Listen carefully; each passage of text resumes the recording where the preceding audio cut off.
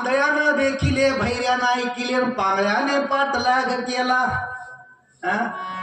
विषय हित आहे. हे म्हणते जवानीचा डोळ्यावर धूर तुझं वागणं नाही बरं. विषय कुठे चाललाय? आपण बोलतोय काय बरोबर? कसं असतं माहिती का मावशी? चोर फाटे दावा एकदा गडी फाटीच्या बाहेर गेला.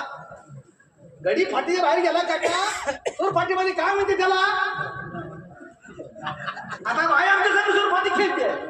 बाई फाटीच्या बाहेर गेली. आता काय म्हणाल तुम्ही? घाबरली बाई. अहो मेल्याची त्याची सांगे गोष्टी आंधळे गोष्टी चोर